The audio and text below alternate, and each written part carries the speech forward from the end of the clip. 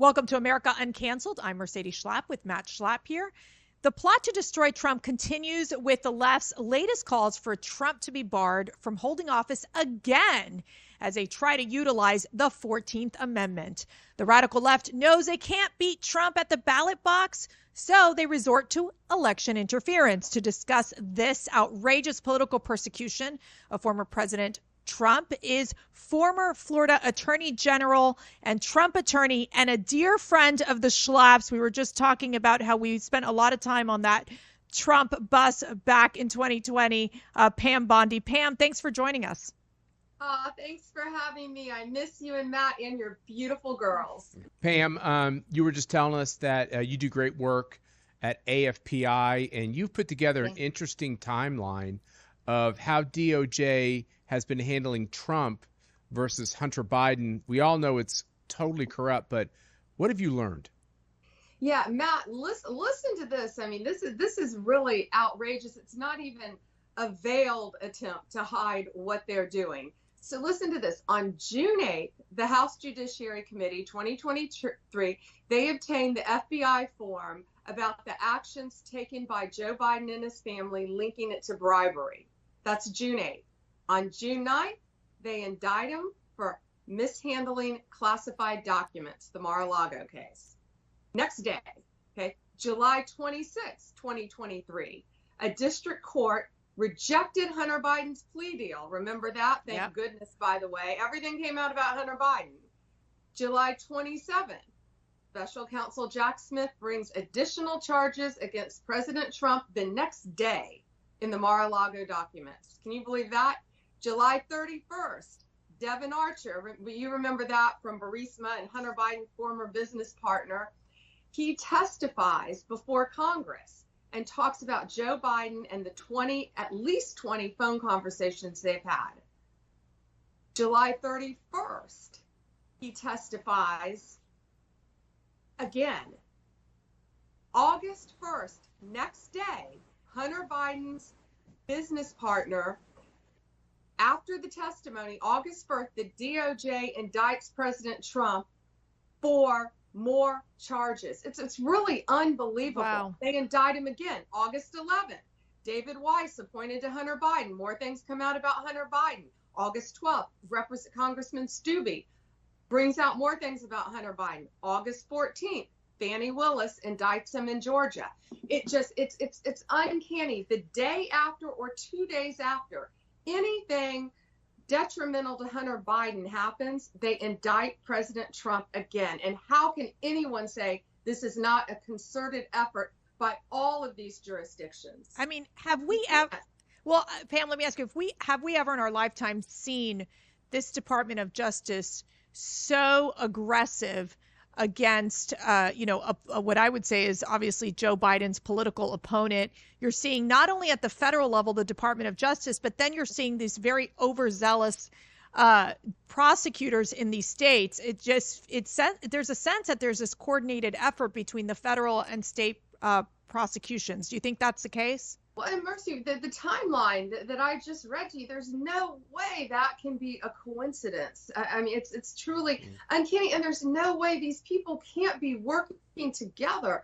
You know, whether it's the New York DA, the Georgia one, Jack Smith, of course, they've got to all be coordinating these efforts, and the timing is truly remarkable about how they did this. And, remember, Jack Smith, he keeps adding charges, and I first of all, as a prosecutor, I've never seen a prosecutor stand up and say, we're demanding a speedy trial, judge. We want to bring this to trial as soon as possible. Those rights belong to the defendant. And not only is Jack Smith doing that, they're doing that in Georgia. They're doing that in New York. They're doing everything they can to rush this case. And then after the Mar-a-Lago documents case, where they got a fair judge who started asking a lot of questions like, why are you running a grand jury out of Washington, D.C. Right. and Palm Beach when you know you only have jurisdiction in Palm Beach? After she starts asking those questions and they realize, he's going to get a fair trial here, then what happens? They indict him on the January 6th insurrection issues, which are ridiculous. Mm-hmm. Pam, that also gets into this whole question of kind of an obtuse legal point, which is, if they can say, because what they say, I guess they think means it's like a fiat, that he participated in insurrection on J6, which we know he didn't. We told people to peacefully walk to the Capitol, etc. But if they can use this word insurrection, they think that gives them a hook to using the 14th Amendment to saying anybody, I think it's clause 3 of that amendment that says if you took an oath as a federal office holder and then participated in an insurrection, they can wipe you off a ballot. How absurd is that, using this language post-Civil War to keep people that were involved in the Civil War or a violent armed war against our national government, to compare that to J6?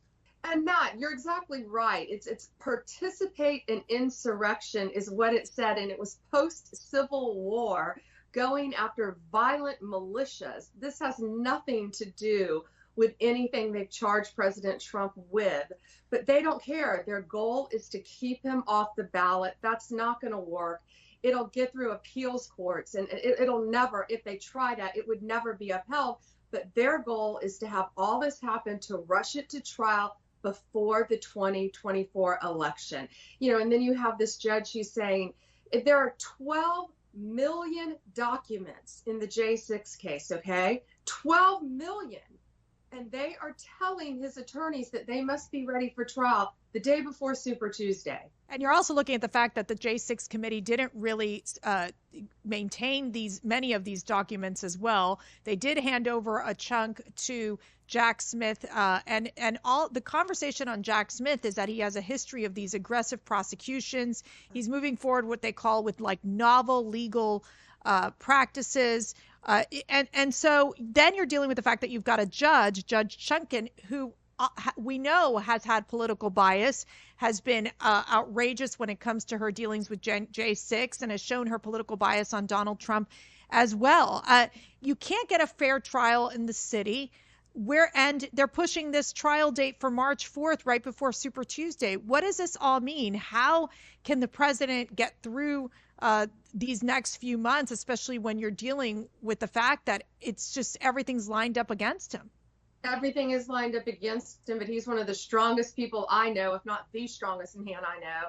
And he's got an incredible legal team. He's got Chris Keiss on the Mar-a-Lago case, who I've known for 30 years, and John Lauro on the January 6th case, who I've known even longer. These are excellent attorneys representing him, and they're going to fight every step of the way. But, I've never seen anything like this. He's got 4 cases, plus the civil things they're going after him on, and his family members. They're doing everything they can to preclude him from being president of the United States. But they're going to fight every step of the way, and hopefully they'll be able to take appeals before this goes to trial. Mercedes, I can't see any judge, liberal or not, forcing a defendant and his defense team to go to trial that fast in a matter of just months. Right. A matter of months when he's facing life in prison. It doesn't happen. So we all know if it happened and if he got convicted, it would get reversed 100%. But their goal is to keep him off the ballot. So, Pam, when you were prosecuting cases, how long does it take you to put together a complicated case? Now, I could break each of them down separately, but just look at the January 6th case. There are 12 million documents, and President Trump just retained a criminal team to represent him on that. They just indicted him. It's impossible for a team to be adequately prepared to represent a defendant who, again, is facing up to life in prison in a matter of months. A federal case would take 2 to 3 years to go to trial. The Mar-a-Lago case would take at least 2 years. All of these, the Georgia case is a joke. They're all ridiculous, and it's absurd what they're doing, but it's a concerted effort, and every American needs to see that. And frankly, the criminal defense bar, they need to stand up, because this is going to impact every criminal defendant in our country going forward, because they are throwing their rights out the window. So were you shocked that Governor Kemp made the decision not to oust the district attorney, Fani Willis? We know she has moved forward with this aggressive type of prosecution on racketeering and conspiracy in basically indicting the president on those charges, and many of his colleagues as well. Where does this end up in terms of what Georgia can do to try to stop this district attorney from continuing to basically go after the president? Well, I'm not surprised that the Governor Kemp didn't do anything to stop this, because it's political once again, and he's made his feelings about President Trump crystal clear. I think any other governor would have stopped this, and Fani Willis has made her personal feelings about Donald Trump crystal clear as well. So that's why his Georgia team, they've got to fight. They've got all of these. None of these should go to trial before the election. It's ridiculous. Right. And what they're doing is they're also trying to tie the hands of a presidential candidate, saying he doesn't have a choice. He's got to be sitting in those courtrooms. You've got to be sitting in court when you are running for election for the presidency of the United States. I mean, they are interfering with a presidential candidate. And it's truly absurd, but he's got a remarkable legal team. And, you know, we have to keep praying for him to keep him strong, and his legal team fighting so hard every step of the way. But I can tell you, any appellate court that looks at any of these cases, any of these, they're not going to stand for this, Mercy. Mm-hmm. Back on Georgia real quick. Mark Meadows, others are trying to get the venue shifted from the state of Georgia to federal court. Why are they doing that, and is that a good move? Yes, it is. And I believe President Trump should do that as well. I believe he will do that, because it should not be in Georgia, because President Trump was a federal officer at the time, and so was Mark Meadows. Of course, he was his chief of staff. So those should not even, she doesn't even have jurisdiction over them. And she's trying to tie it into Georgia with all these co-defendants that she's listed, these people that just showed up at the polls. I mean, they are attacking everyone on this case. So I think they should be successful in getting it moved. So that's going to slow down the Georgia case, as it should. Last question here. We know that as we're seeing these polls, it's truly become a one-man race in this primary. The last Wall Street Journal polling showed President Trump at 60% pretty much, DeSantis at 13%. They just don't come close. And I think you're seeing more and more of these Republican voters saying, goodness, with all these indictments, I'm going to back this guy up because they have no merit. What do you think is going through the minds of these Republican voters right now? I think it's what President Trump has been saying all along. They're not coming after me, they're coming after you, and I'm the only one standing in their way. And people are seeing if they can do this to Donald Trump, the 45th and going to be the 47th president of the United States, they can do it to anyone. Right. They're coming after anyone who is outspoken, who is smart, who is intelligent, who is challenging them, and who is making them speak up for what's right. And they don't want to do that. And they're going to come after everyone. And that's why I think all the Republican voters have really rallied around President Trump. And also because he made our country the greatest it ever was in American history, with the economy, with world peace, with everything that he did. And these kids go out and put gas in their car and see the cost of fuel now. And look what it was when Donald Trump was president. So just the basics. But also they're seeing this witch hunt against him and against many other people around this country. And they're going to step up to the plate now. Well, Pam, thanks for joining us. By the way, a great summary. I agree with really everything you said. And you know, because you've run for office and been successful in a big, complicated state of Florida. We hope to see you down there very soon. And remember, you can always watch our past episodes on our website, and you can see us on podcast now or hear us on podcast now. So go to wherever you get podcasts. And we thank you so much, Pam, for joining us, and we thank you all for tuning in. Take care.